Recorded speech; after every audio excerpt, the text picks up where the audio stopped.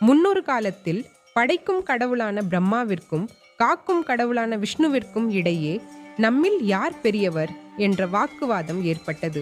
அவர்களின் ஆணவத்தை அடக்க நினைத்த சிவபெருமான் அவர்களுக்கு நடுவே ஒரு பிரம்மாண்டமான ஜோதி பிழம்பாக நெருப்புத்தூணாக விஸ்வரூபம் எடுத்து நின்றார். இந்த நெருப்புத்தூணின் அடியையோ அல்லது முடியையோ உங்களில் யார் முதலில் கண்டு வருகிறீர்களோ அவரே பெரியவர் என்று சிவபெருமான் கூறினார். உடனே விஷ்ணு ஒரு பன்றி வராகம் உருவம் எடுத்து அந்த நெருப்பின் அடியை தேடி பூமியை தோண்டிச் சென்றார். பிரம்மா ஒரு அன்னப்பறவை உருவம் எடுத்து நெருப்பின் முடியை தேடி வானத்தை நோக்கி பறந்தார். பல வருடங்கள் தேடியும் விஷ்ணுவால் அடியை காண முடியவில்லை.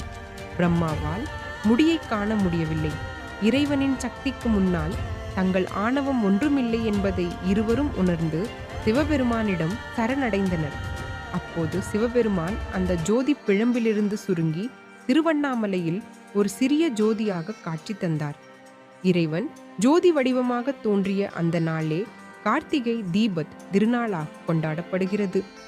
அந்த ஜோதியை வழிபடும் விதமாகவே நாமும் நம் வீடுகளில் அகல் விளக்குகளை ஏற்றி இருளை விரட்டுகிறோம்.